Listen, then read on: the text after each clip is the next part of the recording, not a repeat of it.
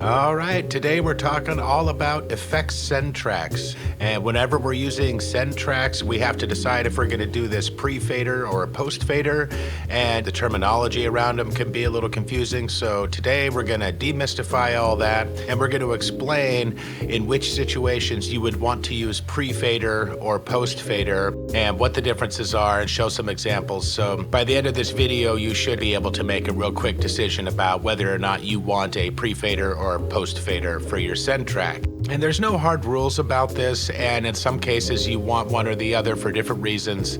But really, to properly understand it, all you have to do is wrap your head around the signal flow. And once you have that down, it'll be a cinch. So let's dive into that.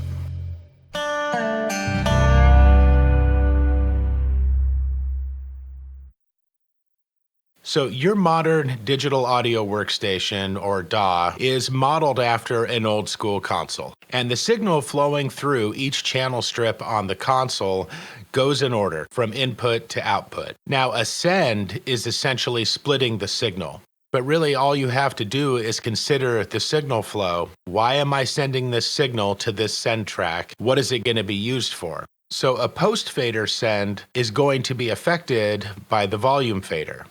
A pre-fader send means it's not going to be affected. So you can think of a pre-fader send as bypassing the fader. It's going to send the full signal regardless of what the fader is doing. The post-fader send will be affected by the volume or the fader, and then all you have to determine is whether or not you want your signal that you're sending to the send track to be affected by the fader or not.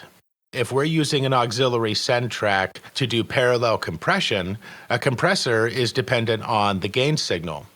If the gain were to change and drop out, then the threshold would not be engaging in the same way. Now, if we're using an effects send track for a reverb, the reverb is not gain dependent the way a compressor or an amplifier is. So the easiest way to remember it is that volume or gain-dependent effects on your effects send track need a pre-fader send. And then things like reverb or delay that are not gain-dependent, those typically get a post-fader send. Now that's not black and white across the board, so let's dive into it and take a look and we'll show it to you.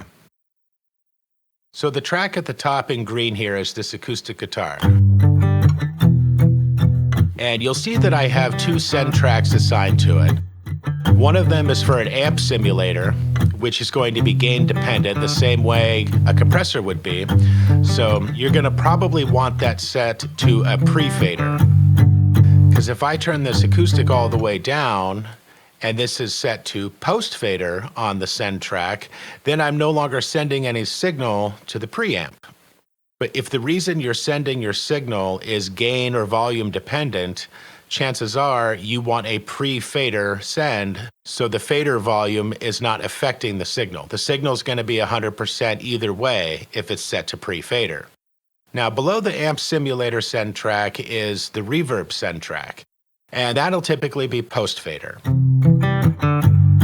So we're going to go ahead and turn up the reverb send on the acoustic so we can start to hear the reverb. Now, since this is set to post-fader, if I start to turn the acoustic down on the fader, the reverb goes away with it. If this were set to pre-fader, I'll show you what would happen. Now if I turn the volume down on the acoustic,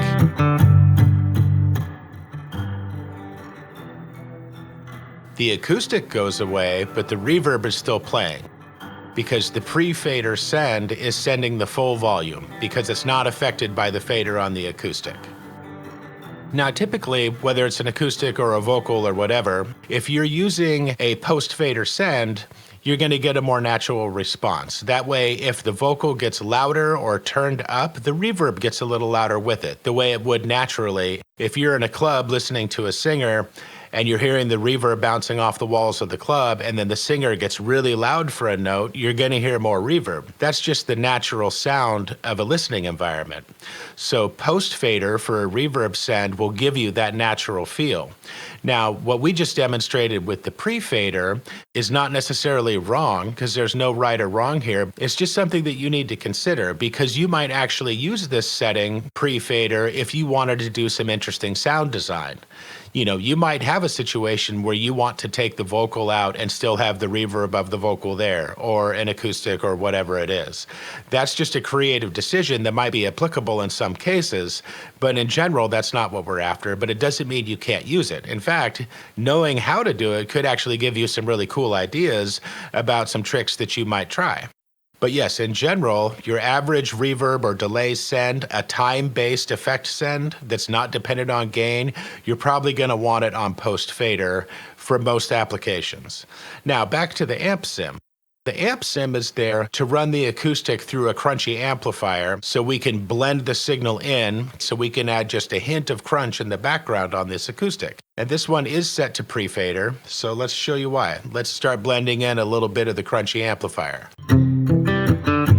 Now this is set to pre-fader, so if I take the volume on the acoustic down, now all we hear is the amplifier. If we bring the acoustic back up, now we hear our blend. Now, if this were parallel compression, you would almost always want pre-send. Otherwise, when you turn down the signal of the acoustic, the threshold on the compressor will not be activated at all. The important thing is to just consider the signal that you're sending and what you want to do with it. If you've had trouble in the past with your effects send tracks, you might double check if they're sent to pre-fader or post-fader, because that might have been your problem. So now let's take a look at this reverb effects send track for the vocal. And right now it's set to pre-fader, which is probably not what we want. Nice reverb bringing out, that's great. But now what happens if we take the fader down on the vocal? Now we only hear the reverb. Let me go ahead and mute the acoustic and we'll do that again. Take the fader down.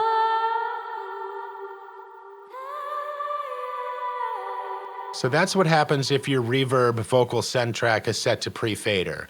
You adjust the fader on the vocal, the reverb stays the same. Now, like I said, that could have its place for some creative applications, but to create a realistic space, you're probably going to want it on post-fader. So let's change it to post. And as we bring the vocal up, the reverb will come with it, because the signal going to the reverb send track is also coming up with the vocal fader.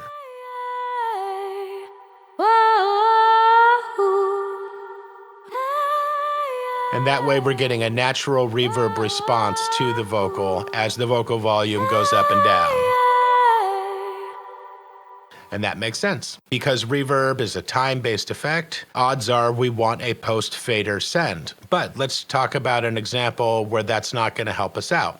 If you caught my video on 3 reverb tricks, I covered the sidechained vocal reverb, which is a very common technique. So on my reverb send track, the compressor at the end of the chain is sidechained back to the vocal, and the point of this is to use the compressor to duck the reverb out of the way while the vocalist is singing, and then the reverb will swell up when they're done. You hear this all of the time at professional modern mixes. It's a really great trick, because that way you get the big reverb that you want, but it's not interfering while the vocalist is singing. I'm actually going to turn this effect up way higher than necessary so we could really hear it.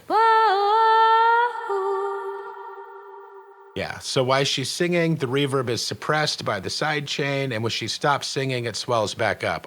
But you'll see up here on the sidechain of the compressor that it's set to pre-fader, and the effects send track over here is set to post-fader. Now, it's important to note here that the sidechain input is not the same as the effects send output. They're called the same thing, but the sidechain selection of pre-fader or post-fader is determining the input into the sidechain. That is not linked and does not supersede the output of the effects send track. So if you've had any trouble there too, just remember that yes, they're called the same thing, but it's not the same signal flow. If you change pre-fader or post-fader on your sidechain input, it is not changing pre-fader or post-fader on your effects send output. Those are 2 different things, so just wanted to clarify that. So that's what you want to consider if you have a pre-fader or post-fader send to something that's volume or gain dependent, like a compressor. Let's take a look at what happens when we make those volume adjustments. Now, as you'll see here, I've added in some lane automation to the vocal. So this is volume automation. So now in the middle of this vocal line, the volume is going to completely drop out. And watch what happens to the threshold down here. See, when the volume dropped out, the threshold had nothing to react to. That's just something that you need to be aware of. If you're just setting up a send track for a vocal reverb and you're not trying to sidechain it with a compressor, then a post fader setup is probably ideal for you. But if you're going to start sidechaining the compressor, then you got to consider which way you want it. And no way is right and no way is wrong. You just need to know what's happening so you don't end up with weird sounds that you weren't expecting and don't know how to fix it. So as long as you're considering your signal flow and you know what you're sending to where and why you're sending it and what you want to do with it, you're going to be fine. And just to recap one more time, if you're sending signal to an effect that is volume or gain dependent, then chances are you want a pre-fader send because you don't want that volume to change. But if you're sending it to a time-based effect, like a reverb or a delay, then chances are you want a post-fader setting. That way, if you turn the fader down, you want the reverb and or delay to go with it. But like we just demonstrated, those are not hard, fast rules. You can create all kind of interesting effects by changing that up, pre-fader or post-fader, as long as you know why you're doing it and what you want to accomplish. But the real point here today was just to demystify it for you, and hopefully you won't get stuck in a situation not understanding why your compressor or your reverb isn't doing what you thought it was supposed to be doing. It's probably because you have it set to pre-fader or post-fader when you actually want it to be the other way around. Now, I made this video today in response to a comment asking about the different applications for pre-fader and post-fader, and I really appreciate that question. It's definitely something that we all need to be aware of. So thank you for that comment, and let me know if there's anything else you want me to tackle, and I'll catch you on the next one.